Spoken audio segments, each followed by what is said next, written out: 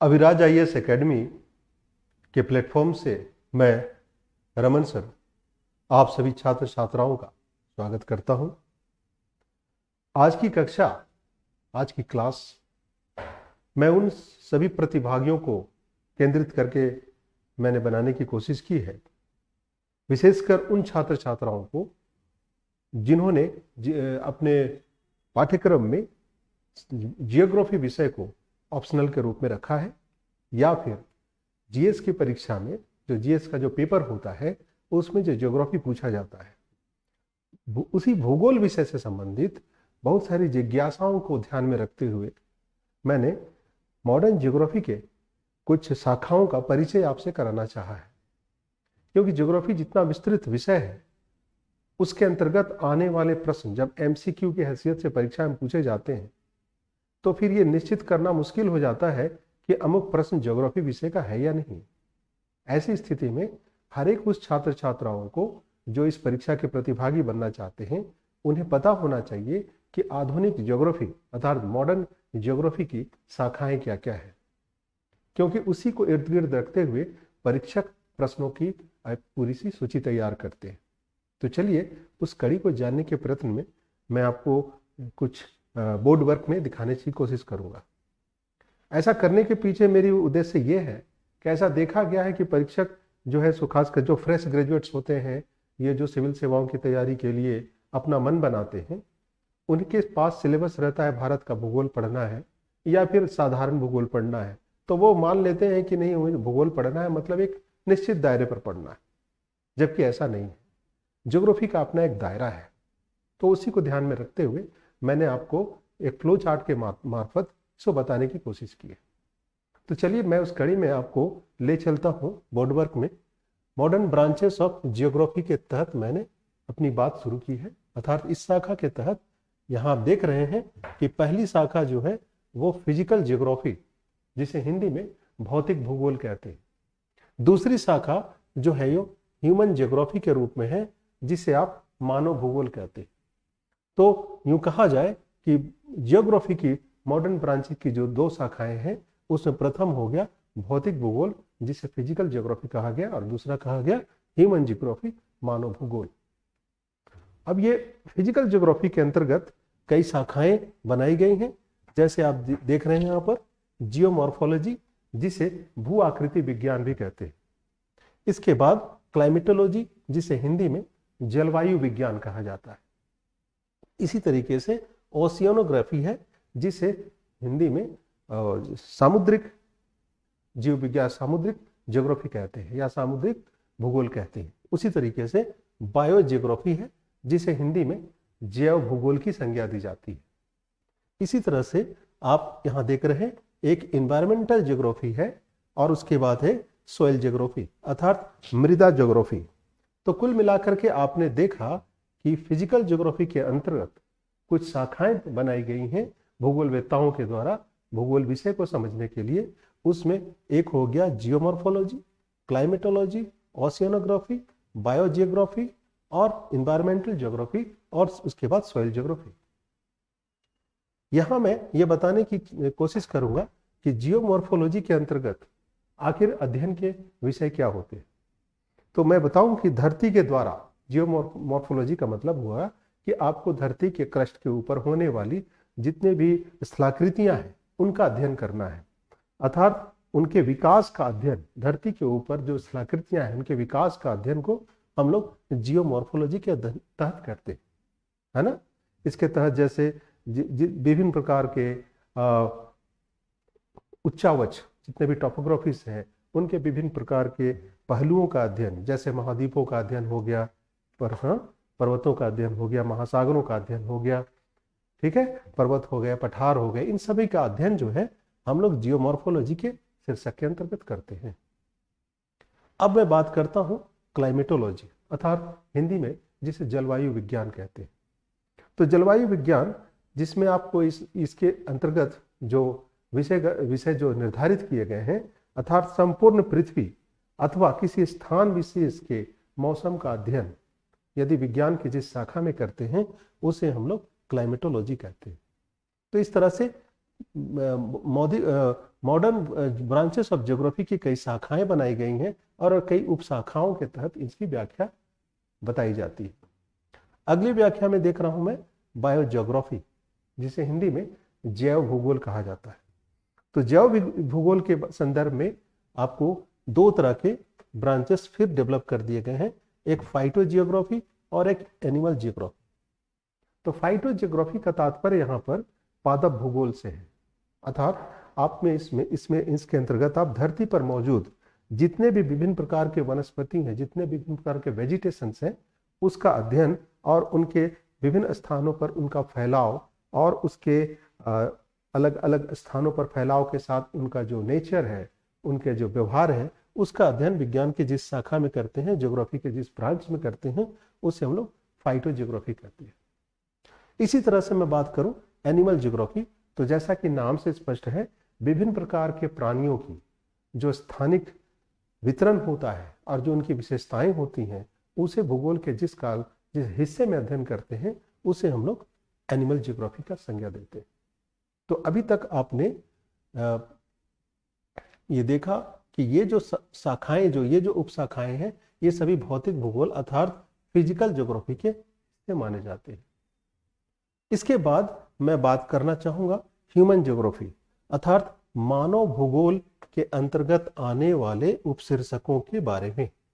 तो यहाँ आप देख रहे हैं कि इन्हें भी पुनः कई उपशाखाओं में विभक्त किया गया है और उसी के तहत इसे आप बेहतर तरीके से समझ सकते हैं। तो मानव भूगोल को व्याख्या देने के क्रम में एक हो गया आर्थिक भूगोल, जिसे अंग्रेजी में इकोनॉमिक ज्योग्राफी कहते हैं। उसी तरह से पॉपुलेशन, हिंदी में जनसंख्या भूगोल, सेटलमेंट, जिसे हिंदी में अधिवास कहा जाता है। इसी तरह से historical geography, political geography, social and cultural geography. तो इस तरह से आपने देखा कि भूगोल के दायरे में कितने नए उपभेद बताए गए हैं, जिसके तहत भूगोल अपने विषय के रूप में एक संपूर्णता को पाता है। अक्सर ऐसा देखा जाता है कि स्टूडेंट्स इन सभी इनके विभागों का या उपभागों का अध्ययन किए बिना भूगोल को पढ़ने की जोखिम उठाते हैं। अंततः परीक्षा हॉल में उन्हें यह नहीं समझ में आता है कि अमुक हिस्से का प्रश्न कहाँ से लिया गया है या किस शाखा से लिया गया है। इसलिए संपूर्णता यदि आप चाहते हैं, कॉन्सेप्ट में अगर कमांड चाहते हैं, तो पहले उसके विषय के इर्द गिर्द उसकी पूरे विषय का खाका तैयार कर लेना चाहिए। ऐसा मैं छात्रों से अक्सर आगाह कर देता हूँ। तो चलिए मैं यहाँ भी बताने की कोशिश करूँगा कि इसके अंतर्गत और कौन कौन सी ब्रांचेस हो सकती हैं। अर्थात जैसे ही मैं आर्थिक भूगोल की बात करूँ, तो आर्थिक भूगोल के अंतर्गत आपको संसाधनों का अध्ययन करना पड़ेगा। अर्थात जितने भी रिसोर्सेस हैं, जितने भी संसाधन है, चाहे मानव संसाधन हो जाए, चाहे कोई भी संसाधन हो, खनिज संसाधन हो, तमाम मसलों पर जो विज्ञान की जिस शाखाओं में उसकी सूचनाएं संग्रहित की जाती हैं, वो सभी रिसोर्सेस ज्योग्राफी के तहत मानी जाती हैं। इसी तरह से एग्रीकल्चरल ज्योग्राफी, जैसा कि नाम से स्पष्ट है, इसमें कृषि संबंधी अर्थात कृषि की क्या उपलब्धियां हैं, किस तरीके से उपलब्धता होती है, फसलों का उत्पादन किस तरीके से होता है, उनके लिए अनुकूल स्थितियां क्या होती हैं या परिस्थितियां क्या होती हैं मौसम जलवायु के, या क्षेत्रवार उसका विवरण क्या होता है, उत्पादन की दशा दिशा क्या होती है। इसको विज्ञान के अर्थात ज्योग्राफी की जिस शाखा में अध्ययन करते हैं, उसे हम लोग एग्रीकल्चरल ज्योग्राफी के नाम से जानते हैं। इसी तरह से मैं देख रहा हूँ इंडस्ट्रियल ज्योग्राफी, अर्थात किसी भी राष्ट्र के संदर्भ में उसके उत्पादित जो भी इंडस्ट्रीज होते हैं, यहाँ वहाँ जो फैले हुए इंडस्ट्रीज होते हैं, जो उसकी आर्थिक गति की रीढ़ माने जाते हैं, उसके तहत आयात निर्यात या उत्पादन का जो प्रतिशतता होती है ना, विभिन्न उद्योगों के संदर्भ में, उससे विज्ञान की जिस शाखा में अर्थात ज्योग्राफी की जिस शाखा में अध्ययन करते हैं, उसे हम लोग इंडस्ट्रियल ज्योग्राफी का नाम देते हैं। इसी तरह से मैं बात करूं कि ट्रांसपोर्ट ज्योग्राफी, जाहिर सी बात है, जब उत्पादित सामानों की आवाजाही की बात हो, चाहे वाटरवेज के जरिए हो, चाहे हाईवेज के जरिए हो, है ना, इन सभी साधनों के द्वारा, इन सभी माध्यमों के द्वारा जब ज्योग्राफी के विभिन्न पक्षों का अध्ययन किया जाता है, जिसमें उत्पादित वस्तुओं के आयात निर्यात या विभिन्न उनके आवागमन संबंधित, तो इसे भी भूगोलवेत्ताओं ने इसे ज्योग्राफी का एक सेगमेंट माना है और उसे नाम दे दिया गया है ये ट्रांसपोर्ट ज्योग्राफी। इसके तहत, इसके अलावा मैं यहाँ बात करूँ एक सेटलमेंट ज्योग्राफी, जिसको हिंदी में अधिवास भूगोल की संज्ञा दी जाती है। तो अधिवास भूगोल की संज्ञा का मतलब हो गया कि यहाँ पर इसके आप दो संदर्भ में देख सकते हैं। जैसे रूरल एरियाज में अर्थात ग्रामीण क्षेत्र में जो अधिवास करने वाले जो लोग हैं, जो रिसाइड करने वाले लोग हैं, उनकी जीवन शैली कैसी है, उनके रिचुअल्स कैसे हैं, उनके वहाँ के वातावरण से उनका किस तरीके से इंटरेक्शन है। तो इसे आप अगर ज्योग्राफी के जिस संदर्भ में देखते हैं तो उसे आप रूरल ज्योग्राफी की संज्ञा देते हैं। इसी तरह से अर्बन एरियाज में रहने वालों की अपनी लाइफ स्टाइल्स, है ना, उनकी जीवन शैली कैसी है, या उनके साथ वहाँ का वातावरण, एनवायरनमेंट के साथ उनका सामंजस्य किस तरीके से है, तो इसे भी भूगोलवेत्ताओं ने उसे ज्योग्राफी के हिस्से का ही एक बहुत ही मेजर पार्ट माना है। तो इसके तहत अर्बन ज्योग्राफी का नाम उसे दिया गया है। थोड़ी सी चर्चा कर ली जाए पॉलिटिकल ज्योग्राफी की, अर्थात राजनीतिक भूगोल क्या होता है। तो यहाँ मैं बताना चाहूँगा कि किसी भी राष्ट्र की जो सीमाएं होती हैं और इन सीमाओं के साथ साथ राष्ट्रों के जो संसाधन होते हैं और एक राष्ट्र का दूसरे राष्ट्र के साथ जो संबंध होता है, भौगोलिक दृष्टि से जो संबंध बनते हैं, उनको विज्ञान की या फिर भी ज्योग्राफी की जिस शाखा में अध्ययन करते हैं उसे हम लोग राजनीतिक भूगोल की संज्ञा देते हैं।